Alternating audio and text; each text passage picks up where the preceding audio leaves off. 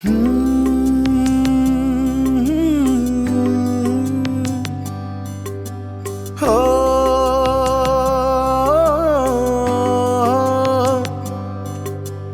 দুঃখ সুখের এই দুনিয়া, স্বপ্ন ভাঙে ভালোবাসার, চারিদিকে কষ্টের পাহাড়, পাশে নাই তার কে।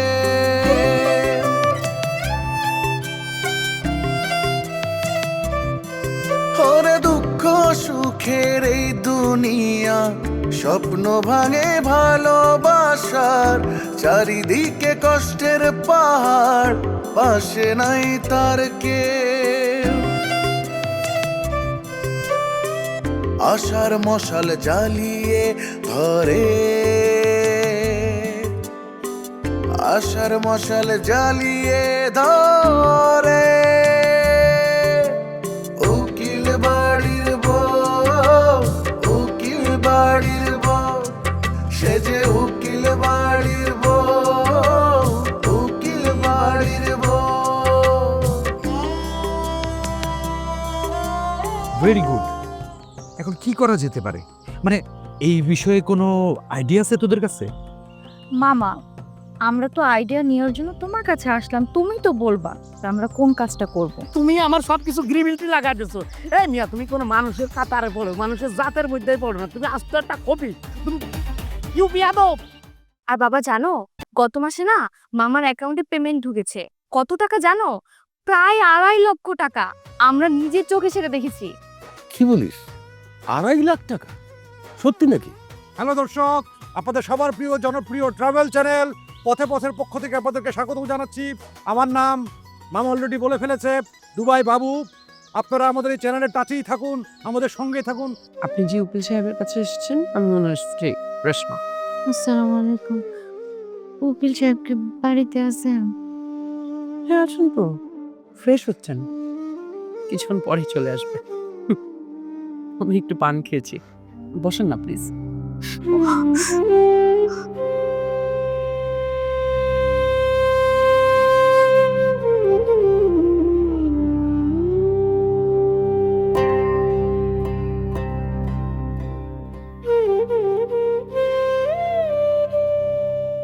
আপা, একটা কথা জিজ্ঞেস করি। অবশ্যই বলেন, কোনো অসুবিধা নাই। এই নাস্তাগুলা কি সব আমার জন্য আছে? হ্যাঁ, এগুলো সব আপনার জন্য। খান না, খান। চাও এনেছি, আর চুলায় নুডলস সেদ্ধ করতে দিয়ে এসেছি। আপনি এগুলো খেতে খেতে আমি আপনার জন্য নুডলসও নিয়ে আসবো।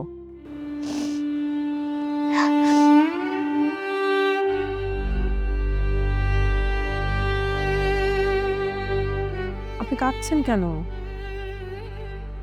আল্লাহর ক্ষুদ্রতার মহিমা দেখা চোখের পানি আটকাতে পারলাম না আপা। মানে?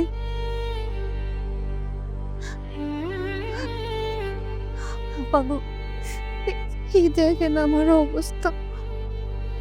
সকাল থেকে থানা, পুলিশ, চেয়ারম্যান বাড়ি, কমিশনার ম্যাডামের বাড়ি, এইসব জায়গায় যাইতে যাইতে আমি বিদিশা হয়ে গেছিলাম। হাতে কোনো টাকা পয়সাও নাই যে কিছু কিনে খাবো। আপনি যখন খাওয়ানগুলি নিয়ে এলেন, সেইখানে আবেগে পড়ে গেছি। চিন্তা করলাম যে আল্লাহর কি রহমত, যেখানে আমি চিন্তা করছি যে আমি আজকে মনে হয় এক গ্লাস পানিও খাইতে পারবো না, ছেলে আমার সামনে এখন কত কম। আল্লাহ আপনার ভালো করবো আপা, আপনি অনেক ভালো মানুষ। আল্লাহ আপনারও ভালো করবেন, ঠিক হয়ে যাবে সব। আপনি কিন্তু আজকে আমাদের বাড়িতে খেয়ে যাবেন। রাত্রিবেলা আমাদের বাড়িতে গরুর মাংস রান্না হবে, আপনাকে অবশ্যই খেয়ে যেতে হবে। আপনি আমাদের বাড়িতে যেই কাজে আসুন না কেন, আপনি কিন্তু এই বাড়ির গেস্ট, না খেয়ে যাওয়ার কোনো উপায় নেই। খাওয়ানটা বড় কথা না আপা, মানুষ আচার আচরণটাই বড়। এই যে আপনি আমার চিনেন না, জানেন না, আমার জন্য আপনি কত মায়া মমতা দেখাইতেছেন। আপনি অনেক বড় মনের মানুষ আপা। আপনার মতো মানুষ যদি এই দেশের প্রত্যেকটা ঘরে ঘরে থাকতো, এই দেশটা স্বর্গ হয়ে যেত আপা। আমার জন্য দোয়া করবেন।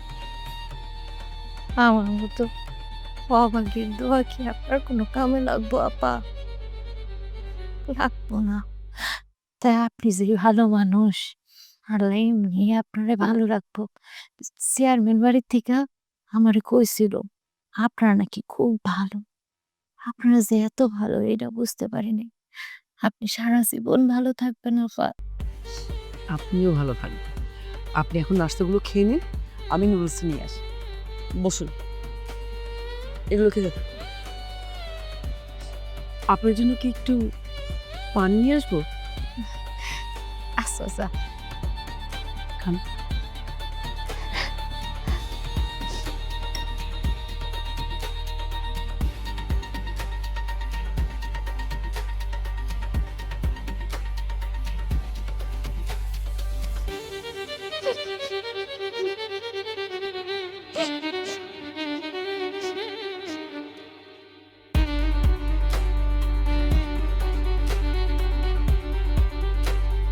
না না, আমি একটা জরুরি কাজের মধ্যে আছি, পরে কথা বলি। হ্যাঁ আচ্ছা, হ্যাঁ হ্যাঁ, ঠিক আছে।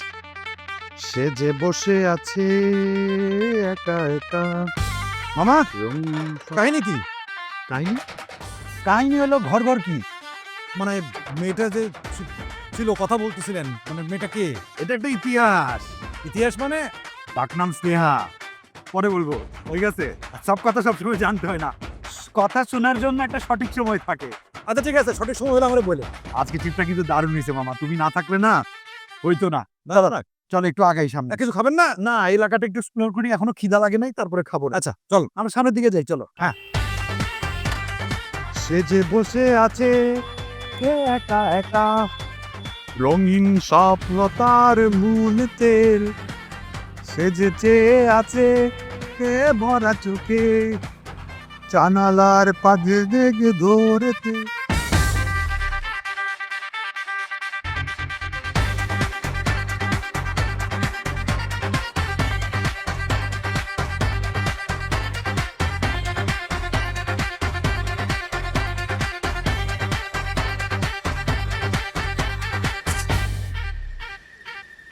চেয়ারম্যান চাচা বাড়িতে আছেন নাকি গো? কেডাই? আমি ভাটিপাড়ার মতিকেও আছি। চেয়ারম্যান কাকা বাড়িতে নাই? ও, আপনি ভিতরে ঢুকে বয়ে নাইতাছি।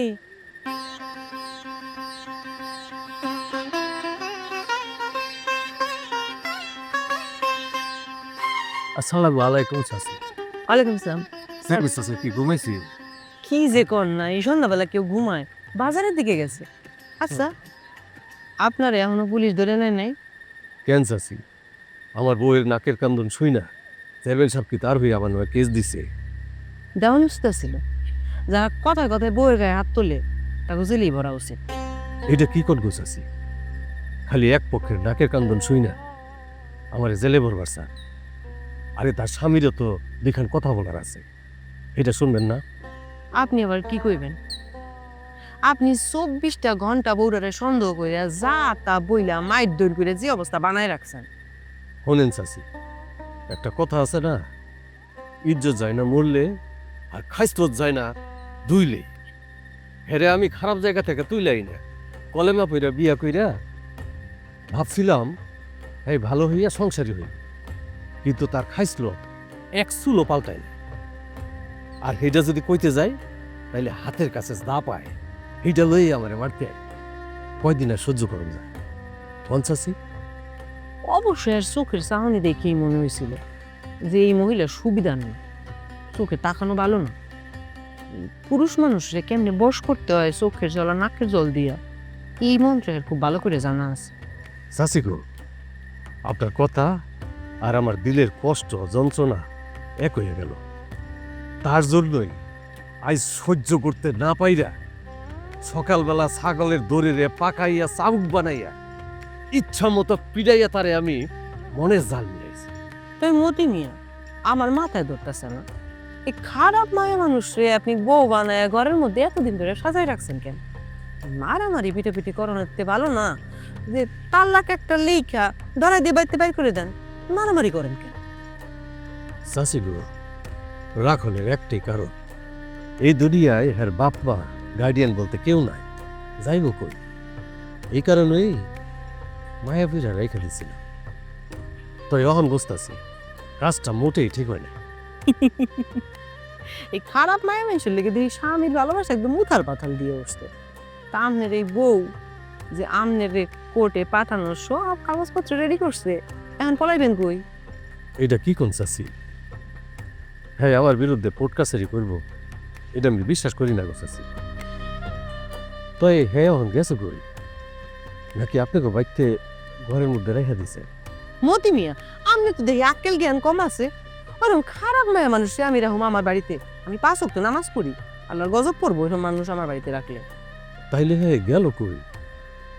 শুনছি থানায় একবার হয়ে গেছিল। ওরে আপনাকে বাইকতে একটা সার্টিফিকেটের লিগে আইসা শেষে আর থানায় যায় না। কই আবার যাইব? যায় দেন কোন নাগরের গলা ধরে ডলাডলি করতেছে। শোনেন, যাগো মান সম্মান নাই তারা এই দুনিয়ায় সব করবার পারে। চাচি গো, আপনাকে বাদ থেকে যাওয়ানোর সময় হ্যাঁ কিছু কইয়া গেছে? না, হে কি কইব? আমি তো চেয়ারম্যান চাচাই বুঝাই কইছি থানা পুলিশ না কইরা হ্যারে কোনো উকিলের শরণাপন্ন হইতে কাগজপত্র লিয়ে একবারে যাইতে। যাই, এসার নামাজের রক্ত রয়ে গেছে, নামাজটা পড়ি। হ্যাঁ, আসসালামু আলাইকুম।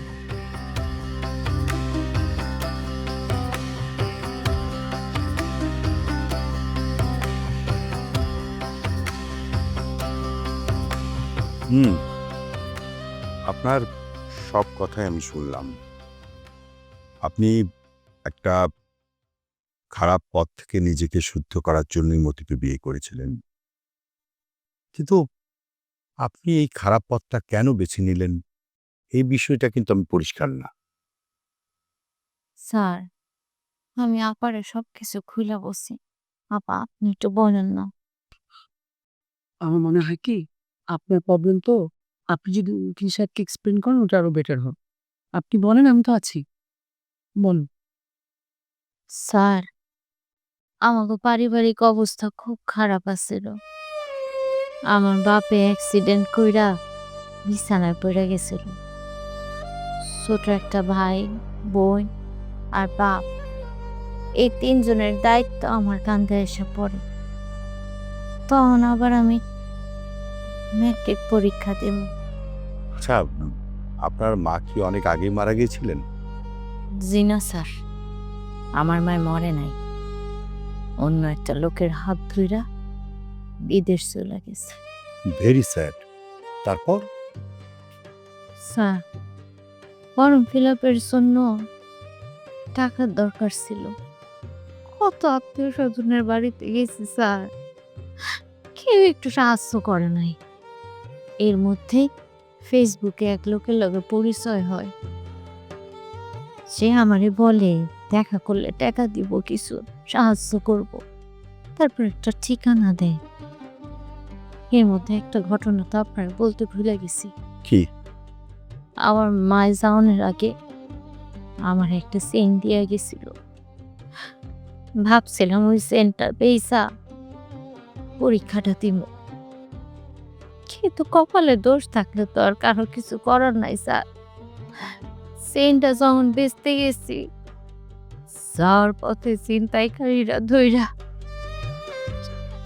শেষ সম্বলটাও নিয়ে যায় স্যার। শেষ সম্বল হারাইয়া আমি দিশাহারা হয়ে যাই স্যার। ও মাই গড! আসলে মানুষের যখন সর্বনাশ ঘটতে থাকে তখন মানুষের জীবনে ইনসিডেন্টগুলো রিপিটলি আসতে থাকে। It's a nature of disaster. আর সেই কারণে মানুষের বিপদের সময় মানুষকে সাবধানতা অবলম্বন করতে হয় নতুন বিপদকে মোকাবেলা করার জন্য। তারপর তারপর স্যার, সেই লোকটা আমারে ঠিকানা দিছিল, টাকা দিয়ে সাহায্য করবো কইয়া ওইখানে গেছিলাম স্যার। ওইখানে যাইয়া স্যার বুঝতে পারি যে এটা একটা আবাসিক হোটেল স্যার।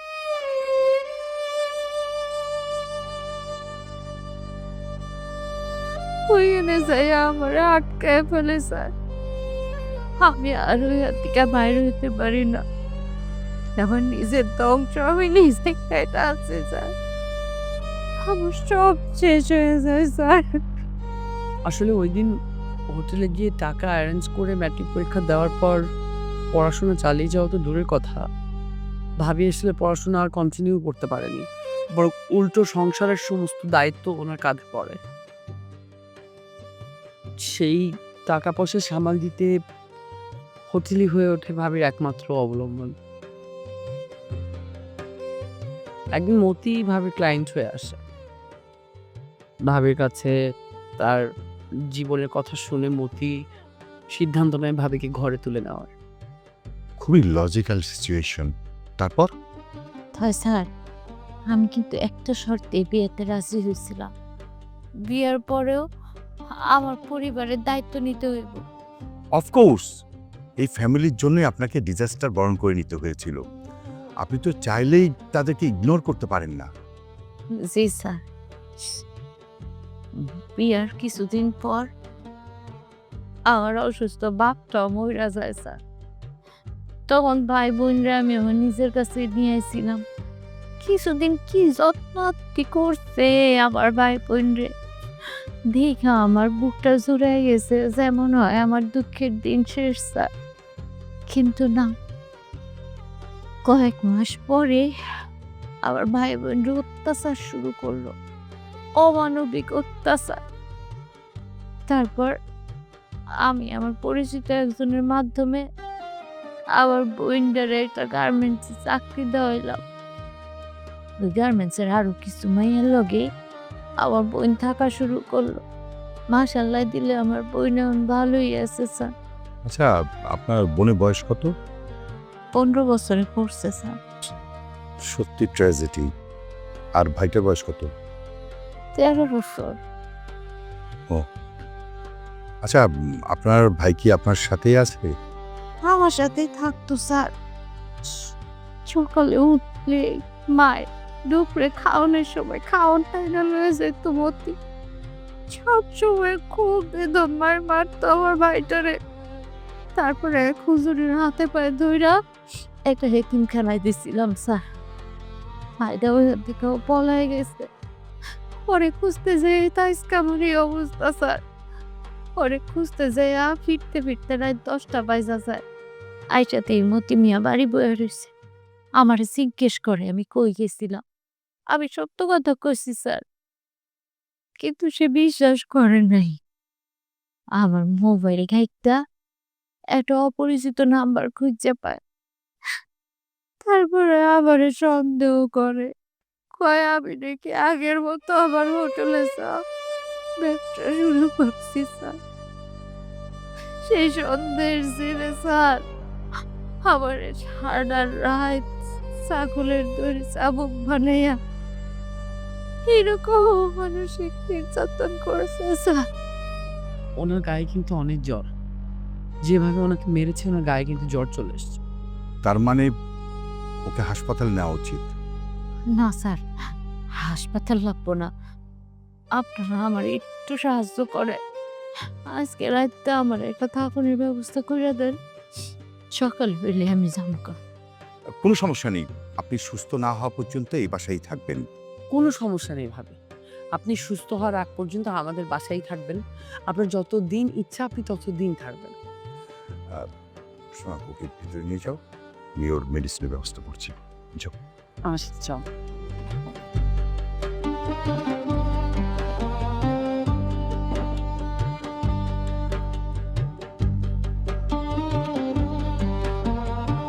বল্টো, আয় বল্টো।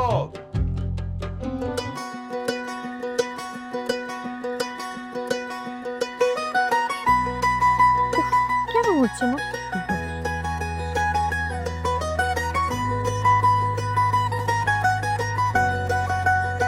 এই বলটু, দাদু ওদিকে ওদিকে। কি আছে পান? এই বলটু দেখ না, ওয়েদারটা কি সুন্দর। আমাকে সুন্দর করে একটা রিলস ভিডিও বানিয়ে দেবে। বলতো দেখ না, ওয়েদারটা খুব সুন্দর, আমার একটা রিলস বানাই দিত। গুডগুডে অন্ধকার, তারপরে বৃষ্টি হচ্ছে, আমি পারুম না।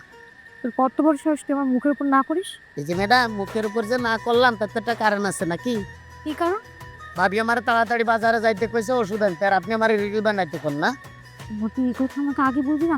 আচ্ছা তুই তাড়াতাড়ি যা, ওষুধ নিয়ে যা। আচ্ছা সমস্যা নেই, আমি ফিরে আসা দারুণ একটা রিলস আপনারা বানাই দিবেন। ওকে না, বৃষ্টি পড়ছে না, ওই যে ওইটাই করবো, টিপ টিপ বাসতে পানি। নি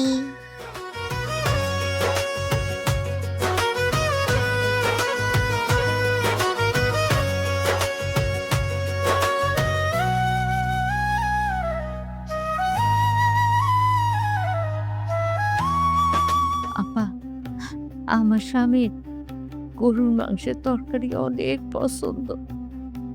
আমি রাঁধছিলাম, অথচ তারে খাওয়াইতে পারি নাই। আমার সাথে জিদ করে মনে হয় সে রাইতেও খাওয়ান খায় নাই। না না না, আমার খুব চেনা চেনা লাগতেছে, ঠিক আমি বলতে পারতেছি না। কোন তো কে আপনি? আরে আমি মতি, ভাটিপাড়ার মতি। ওই যে বাজারে আমার ফ্লেক্সিলোডের দোকান আছে, আপনি তো যান আমার দোকানে মাঝে মাঝে। ও হ্যাঁ, মতি ভাই, হ্যাঁ এবার চিনতে পারছি। সব এভিডেন্স আছে, প্রত্যেকটা আঘাতের চিহ্নর এভিডেন্স আছে, এবং এটা উকিল সাহেবের পরামর্শে আমি করেছি। এখন বলেন তো, কি কারণে আপনি আপনার ওয়াইফের সাথে এমন বর্বর আচরণ করলেন? কেউ বা ভাসে কষ্টের জলে, আটকা পড়ে সন্দেহের জালে, সব আশারি বসত বাটি, হাজার ফুলের মন। সে আমাদের স্বপ্নের রানী, উকিল বাড়ির বউ। আশার মশাল জ্বালিয়ে ধরে, আশার মশাল জ্বালিয়ে ধরে